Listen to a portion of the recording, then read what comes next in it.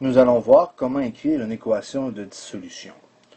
Tout d'abord, il faut se dire qu'il existe deux sortes d'équations de dissolution parce qu'il existe deux sortes de solides, le solide ionique et le solide moléculaire.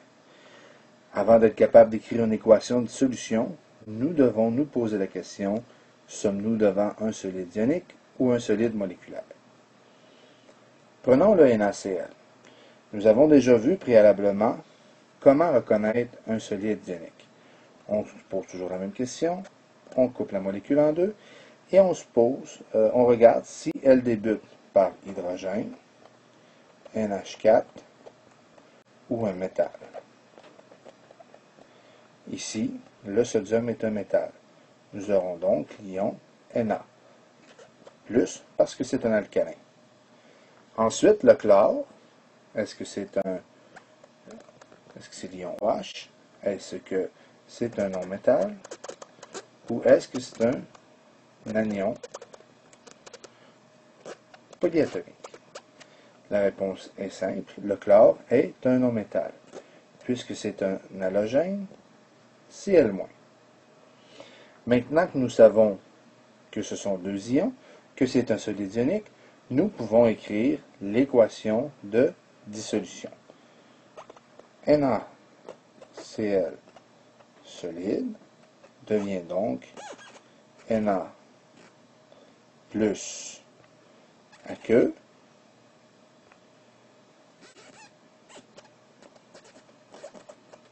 plus Cl- aqueux. Voilà notre équation de dissolution.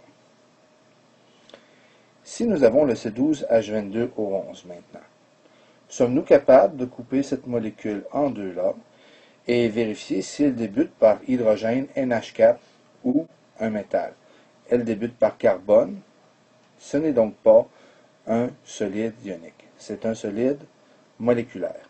Dans le cas d'un solide moléculaire, l'équation de dissolution s'écrit simplement C12H22O11 solide qui devient C12H22O11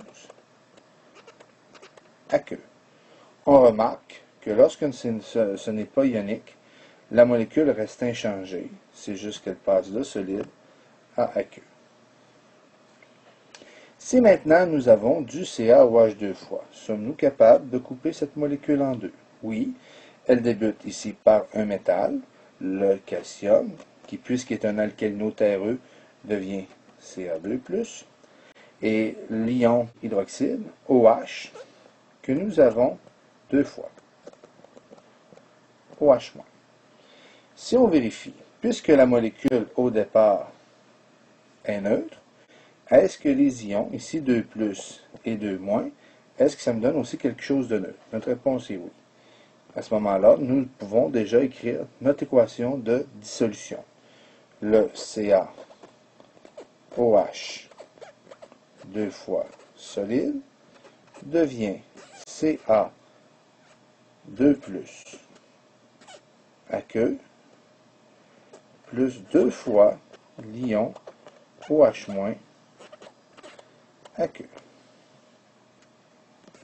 Voilà, nous avons notre équation de dissolution.